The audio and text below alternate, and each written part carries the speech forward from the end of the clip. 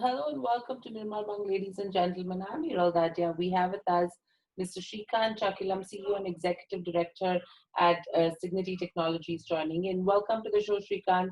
My first question coming to you is overall, we have been seeing the kind of impact, the kind of mayhem COVID has actually created across economies, across sectors, across businesses. If you could just help us understand how are you and the company dealing with COVID-19 as a whole right now? Thank you, Hiral. Thank you for having me on your show, first of all. I mean, COVID-19, I think this year of 2020 is year of the mask and year of COVID. All of us know what is going on. For us as a company, I think we have had fair bit of exposure to travel, transport, and hospitality. So the impact was known pretty quickly. I mean, when you look at the areas impacted by COVID, I think airlines, cruise lines, hotels, restaurants, all these industries got impacted. I mean, they were the frontline industries. Mm. So we had a fair bit of exposure pre-COVID. So the impact was known. Some of the projects got deferred, ramped down, and all that.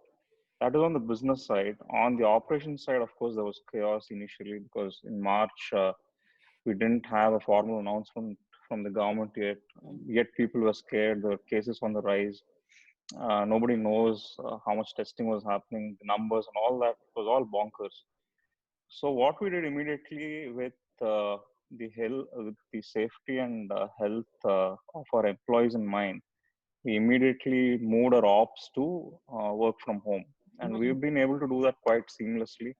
We've pushed about 99% of our operations to work from home. Um, and post that, I think we tried to gauge the trends of the COVID-19 impact from the business side. Of course, we had immediate impact, like I mentioned earlier, but since May, I think things sort of started to stabilize, thanks to intervention from many governments. The Fed intervening in the US, similarly in UK and Australia and other places. There were a lot of government intervention, a lot of infusion of money into businesses. So things stabilized. The, I mean, I would probably hazard a guess to talk about long-term impacts of COVID on business because right now, uh, probably businesses are on a support.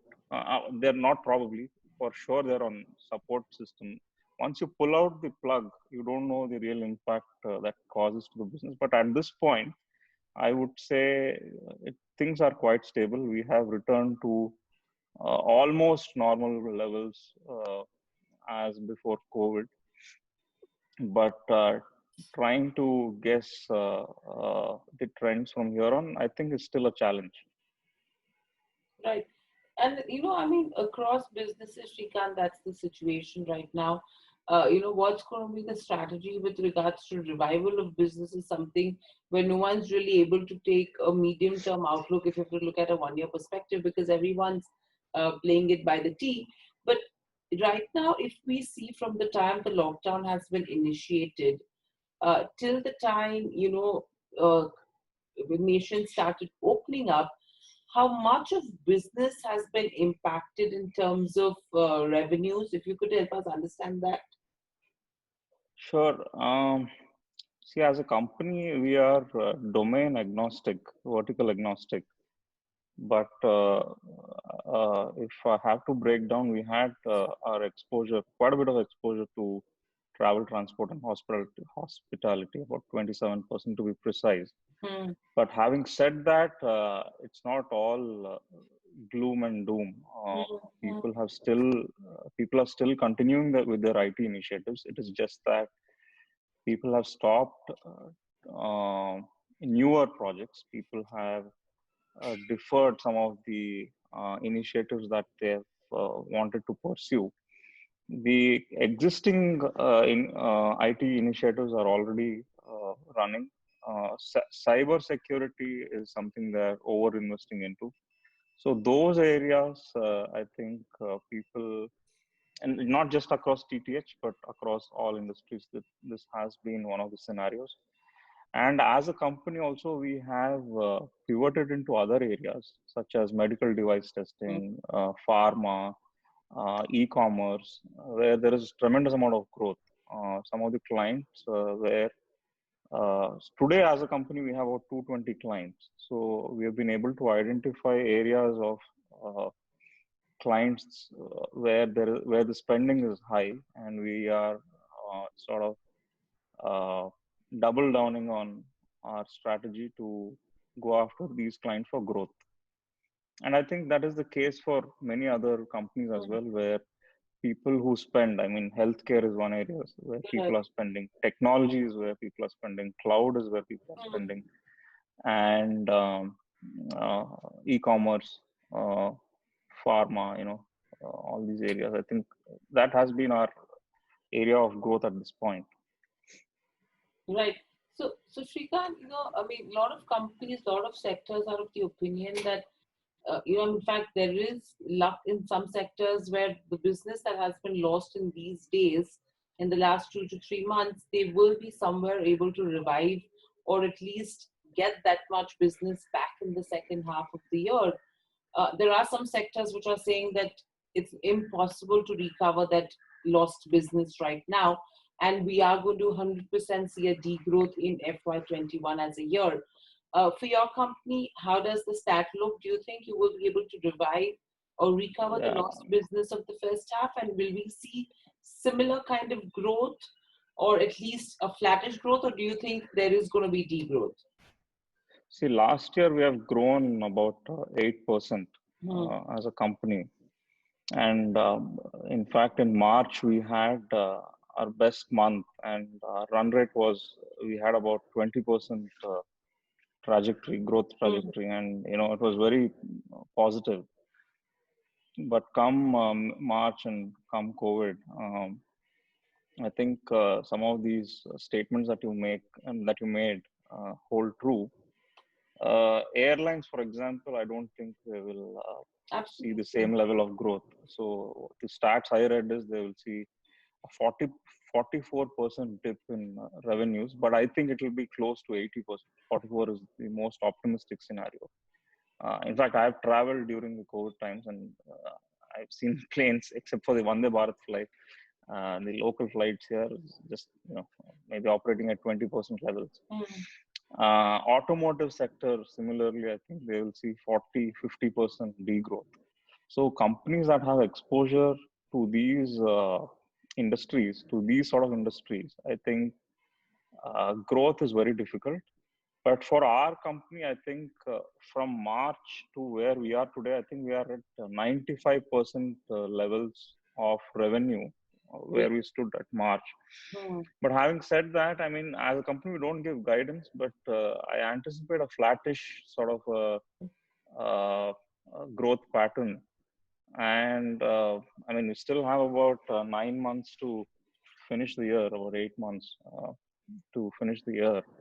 And some of the digital transformation initiatives, some of the Hmm. um, AI based initiatives that we are taking, hopefully, some of them will come to fruition, and we possibly may cross, have a little bit of growth over the flat trend that I'm talking about. Right. And in terms of operations as well, as you mentioned that you moved almost 99% of the operations as worked from home, does that really change the cost structure as well as a business where, in turn we will see an improved EBIT margin? Uh, yes and no. I mean, see, right now, travel costs have come down quite significantly Hmm. compared to, I mean, if you take a, a, a, a day, single day, pre-COVID and post-COVID, I think usually you get up, you spend some time with family, they commute, come to office, commute, go back home. Then if you have a business day, you get up, you go to the airport, you meet the client, you have business expenses, you take the return flight. So those have gone. The commute, travel, those have gone. Now, what is left is the lease space. I mean, the leased space that we have. If I mean, we have tried to negotiate with our leasing operators and Mm, things like that to bring costs down. But we have also started spending on improving the security part. Endpoint mm, access, cyber security and such. mm, So certainly there will be a slight improvement in EBIT uh, uh, due to people working from home. But is it sustainable long term? I don't know. So it's a mm. difficult answer. But for the maybe for the quarter, yes. Right. And overall, I mean, no one really understood, Shrikant, how technology would come at the forefront in times of COVID, because sectors which never thought that they could work from home have started to work from home, which is again a positive, at least for the IT sector as a whole. Uh, if you have to look at that side of business, do you think your company would be one of the beneficiaries of that as well? Definitely, absolutely. Uh, I think digital transformation, moving your ops into Mm, uh, towards the world of digitalization. I think that has been a priority for many CIOs, many CDOs in the past. But now it's like they have no option. It was a mm, priority, and people said, "Okay, we'll do it," next quarter and all that. But right now, the push towards being digital is quite high, and that will certainly help companies like Cigniti because it involves things like automation. It involves things like moving to cloud. It involves things like security. All these are sort of sweet spots for us. I mean, we do a lot of test automation. We do a lot of cloud migration testing. We do a lot of cyber security, mm. security testing, and things like that. So it should definitely help us in the long run. Right. So, in terms of automation testing, cybersecurity, cloud, as you said, everyone's expecting a rapid growth on the back of COVID. Now, not only for Signity, but if you have to look at those segments of business, what's the kind of growth that you're expecting for the industry as a whole? Again, a difficult question to tell you the percentages, but uh, see the adoption of, say, something like Zoom, for Mm, example. Everybody is using it. Even my plumber the other day, he didn't want to come to my home because of COVID. He said, uh, tap these switches, do this, do that. He was using Zoom. So people in unknown realms, they have started adopting digital technologies. Um, now schools are about to begin in the US, right. and parents are really worried to send their kids to school. Now they want an option of people being able to come online and teach and things like that. So this is only one sector that I'm talking about, education. Now if you take services, take so many other things, I think the ability for technologies like Zoom to move to cloud, it puts immense stress on the backend system. And when there is stress, that's an opportunity for us because you want to identify the cloud migration strategy. You want to identify the stress testing, performance testing strategy. You want to know how much of their current ops could be automated, how much of the testing could be automated. All this gives us a great opportunity. But this is for companies that are growing really fast. Mm, Those who want to grow, I think they will go ahead and spend a lot on digitizing their ops. Even those who can't grow, they don't have an option, so they'll look for cheaper ways to get digitized. But mm, yet, that's also an option. Now, the companies that figure out a template, a framework, a process for people to accelerate their operations into digital, into cloud. I think they will come out really successful in this time, and hopefully they sustain the momentum post COVID. Because anyway, when somebody has started a certain initiative, they want to finish Mm, it, and of course, you want to try and capitalize this time to try and pitch this to many other customers who have mm, similar ambitions. So I think it's a great opportunity. People who have not done something like this in the past, I think this is a great time for them to move their ops into cloud, make their operations digital, and so on. So even post COVID, I think people want to keep this option ready.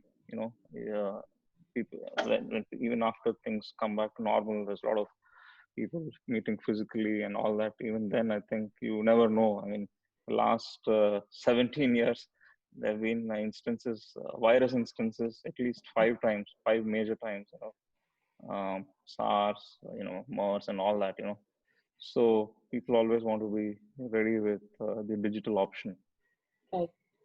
And with this, do you think then, at a company like Cigniti, there will be a requirement of reskilling, taking the various technological aspects that need to be adopted? Reskilling, I think it is irrespective of COVID. I mean, IT changes so rapidly that technologies change so rapidly, hardware changes very rapidly. Mm, So reskilling is like, if you are moving into the IT industry, you have to be prepared to be dynamic. mm, Uh, COVID is just, one instance where it will force you, but reskilling itself is a skill that people should possess even before they join IT. mm, So, I mean, for example, the way testing industry has evolved is, I mean, there was, it was tool based, then it moved to Selenium, then uh, automation requires coding, then, you have to move into something called SDET, which is the most hottest skill at this point in mm, the areas of testing. It's software development, engineer, and test. So, uh, testing people used to perceive it as a no coding job, but it actually requires a lot of coding that is needed as a part of the job. So it has always evolved, and I think reskilling is I mean, irrespective of COVID, you always need it. I mean, you always want to learn new things. right. And very lastly, Srikanth, if we have to look at FY21, which sectors, that Cigniti is present in, do you think will be the growth drivers for you? So right now we are focusing on three or four. We don't want to sort of boil the ocean. Mm, Uh, we think there's a lot of push on 5G wireless, mm, telecom, both in US and even in India. I think you are seeing the geo rampage every single day, and I think there's a lot of money that is being spent in that particular area. So we are sort of investing in that particular sector, telecom, mm, 5G. The second one is healthcare. A lot of money going both from government and private sectors into healthcare, into medical devices, into pharma, into hospital systems. So that is the second area. The third area where we already have some certain presence is banking and insurance.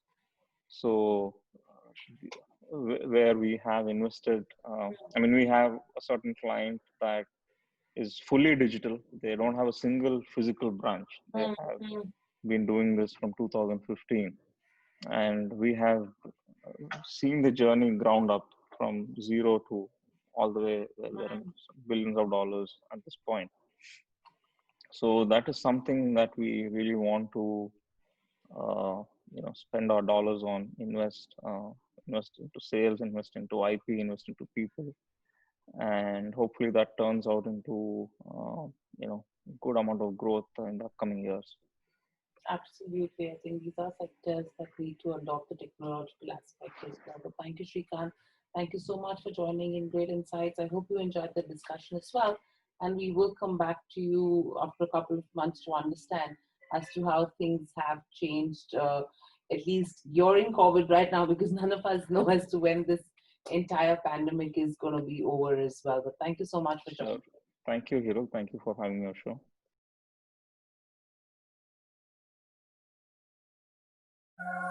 show.